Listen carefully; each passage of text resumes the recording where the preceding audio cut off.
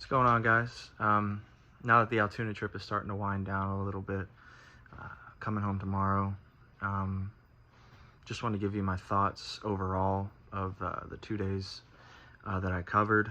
A lot of interesting stuff. Just had my Jackson Wolf article go out on Pittsburgh Baseball Now at 10 o'clock this morning. Interesting conversation with Jackson and even Calix Crab on the whole situation. Jackson Wolf impressed. He impressed in his first start, even though maybe the final line wouldn't tell you that necessarily. He was on a 75 pitch limit, which you can understand, hasn't pitched in a little bit, and the Pirates kind of wanted to get a feel for where he was at in his development. I keep making little references to him being the young version of Rich Hill, 90 mile per hour fastball, about 78 mile per hour slider. I even tweeted out during his start, struck out a guy with a 78 mile per hour slider, then the next guy strikes out with a 90 mile per hour fastball, and I say, Rich Hill, is that you?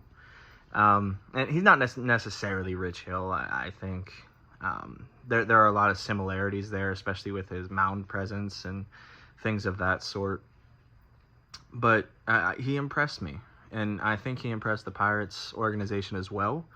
In his first start, at least that's kind of the feel I got from Calix and his observations with him. And if you'd like to read Calix's thoughts and even Jackson's thoughts, you can go on PittsburghBaseballNow.com and read the article on Jackson Wolf.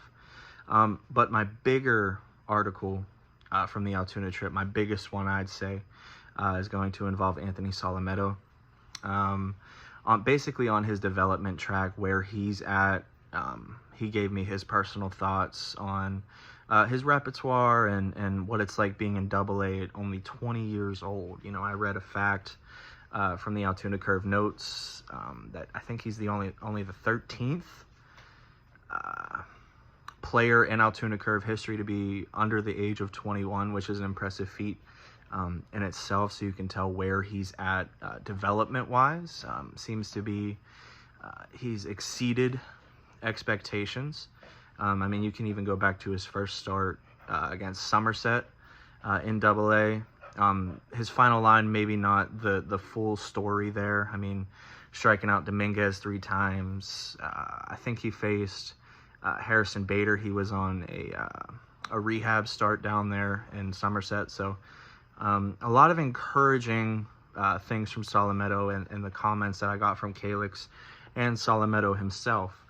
A couple other articles that I might be getting out there soon-ish. The Solometo article definitely will go out, excuse me, sometime this week. I think August 9th is where I'm aiming for Solometo, but also have an article coming out with Sung-Chi Chang. Talked to him and his translator, Charles. Cool dude. Discussed his defensive acumen and just how cool was it to play in his homeland of Thailand, or sorry, not Thailand, Taipei, Chinese Taipei. The trip has been weighing on my mind, and things happen. But yeah, Taipei, Chinese Taipei. That's where Sung-Chi Chang is from. Apologies. And the other article that will come out is on Sean Sullivan. Love me some Sean Sullivan. You guys know from me, Murph, Nola talking about the Double S train. Love that dude. It was good catching up with him. And, his last start, I even told him I don't like to quantify starts, but that seemed to be his best start in quite a while. And, he delved into why that is and gave me his thoughts on the development of his repertoire and even, his mindset and how that's matured. Even Calix mentioned it. So it was cool to talk to both of those guys about Sullivan's development and things of that sort. But look forward to the Solometo article. Like I said, this week, August 9th, I'm pretty sure is when we're aiming for it. And it was a really cool, intriguing trip. Probably my last trip of the season. I might aim to go out there in September, but there's no guarantees.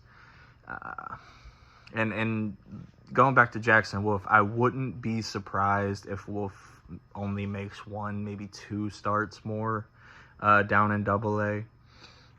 Honestly, 1 start is what I'm looking at, just due to the comments that I heard at batting practice and things like that, him being ultra competitive, and I'm not sure how long he's even going to be here. So it was cool to actually see him in person, even get some shots of him throwing his first pitch in the Pirates organization, first start, and being there in person to see the actual person and player that he is.